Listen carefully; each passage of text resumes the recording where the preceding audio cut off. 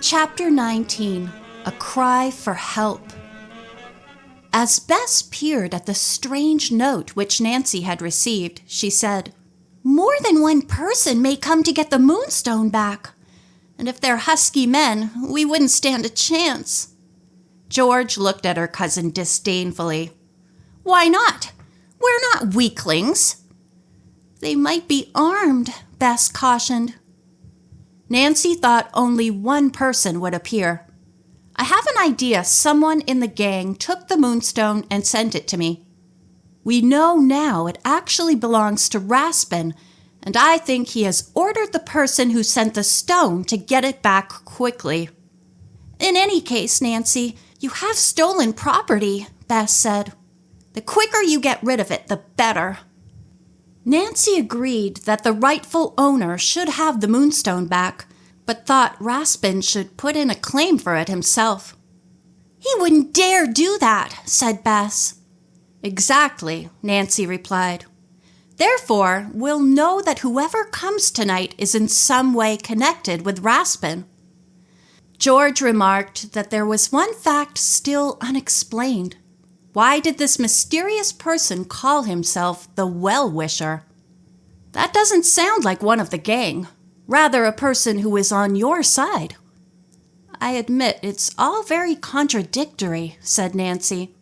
"Let's hope we get the answers tonight." The girls climbed into the convertible and went to police headquarters.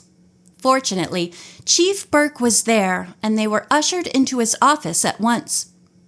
As Nancy completed her story, the officer's eyebrows lifted in amazement. "It certainly sounds as if you've stumbled onto a big fraud," he said. "It may be bigger than we think," Nancy went on. "There are similarities to the way poor Mrs. Wilson is being treated and the way Mrs. Horton was some 15 years ago." "That's right," the chief said. "Do you think these servants are up to a racket that they've been pulling for some time?" "It looks that way," Nancy replied. On purpose, Nancy refrained from saying anything about Joanie Horton. That was still her father's case.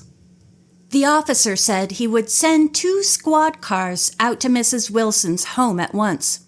"I'll include a doctor because she may need medical attention."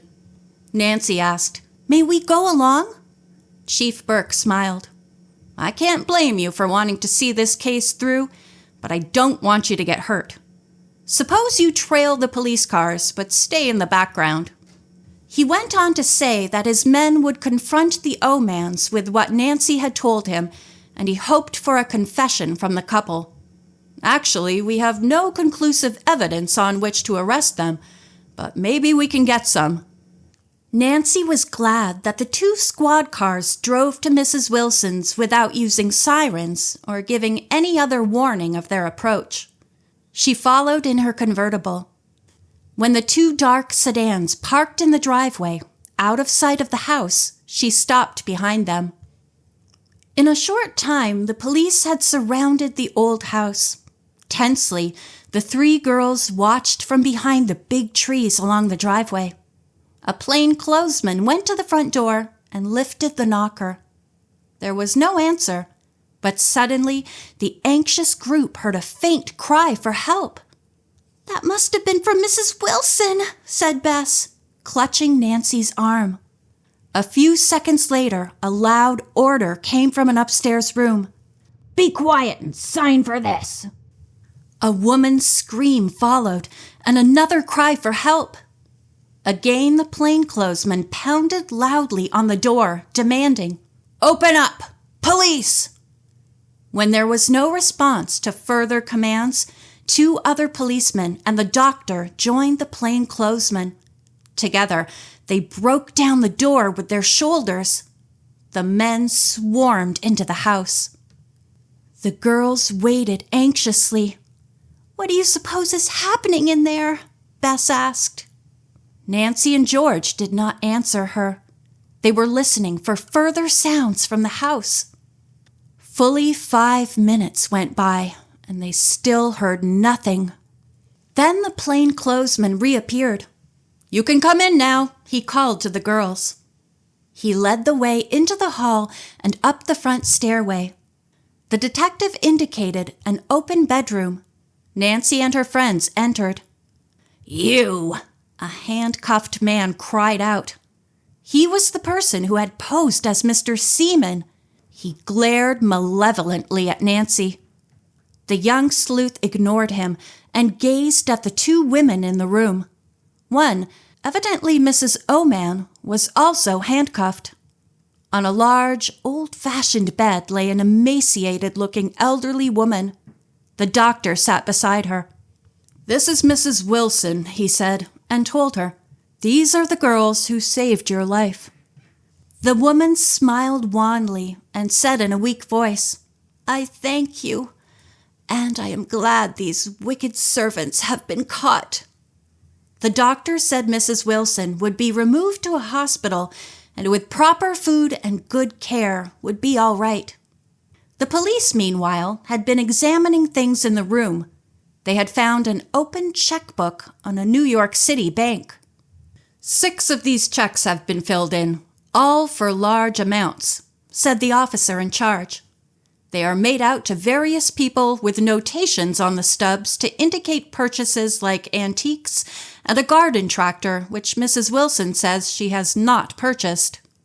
"These dreadful people were trying to make me sign these checks," the patient spoke up, almost in a whisper. "They planned to forge endorsement signatures and steal the money."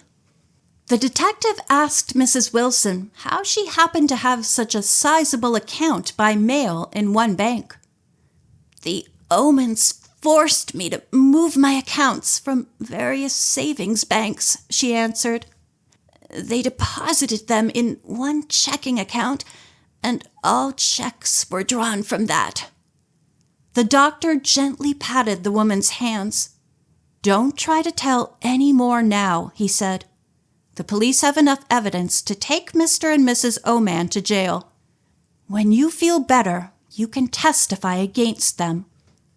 Nancy and her friends said goodbye to Mrs. Wilson, expressing the wish that soon she would recover from her ordeal. She smiled at them gratefully. "When I am feeling better, please come to see me. I want to thank you properly for all you have done." The girls promised to do this, then left the room.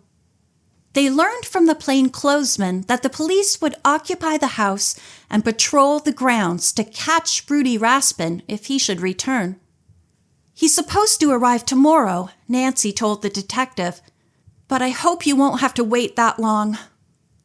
The officers congratulated Nancy, Bess, and George for their work. The girls smiled in embarrassment, then went to the convertible. "I wish we could find that awful Rudy Raspin," said Bess. "So do I," Nancy agreed. "But right now our job is to find out who sent me the Moonstone." That evening, the 3 girls left the little green box under the rhododendron bush at the foot of the motel driveway. Then they hid at various nearby points, with Nancy closest to the bush. "We'd better keep still. No talking," she called to the others. There was silence, except for the passing traffic. It grew darker and darker. No one came to the rhododendron bush. An hour went by, and the girls began to fidget. Cars sped by in both directions and occasionally entered the motel driveway, but no one stopped near the rhododendron bush. Maybe the whole thing was a hoax, George thought. Nancy had just begun to wonder whether the person who had written the note had changed his mind about coming when a car speeding toward her pulled way over to the side of the road and slowed down. It stopped a short distance from the rhododendron bush. The 3 girls tensed. They watched excitedly as the woman driver alighted. She walked forward quickly. No one else was in the car. As she reached the rhododendron bush, the stranger dropped to her knees and started feeling around underneath it. Nancy got ready to spring forward. The moment the woman picked up the box and rose to a standing position, Nancy jumped forward and beamed her flashlight straight into her face. The next instant, the young sleuth stepped back in amazement and cried out, "Celia Smith!" At once, the woman knocked the flashlight from Nancy's hand, gave the girl a shove that pushed her to the ground, then ran toward her car. End of chapter 19.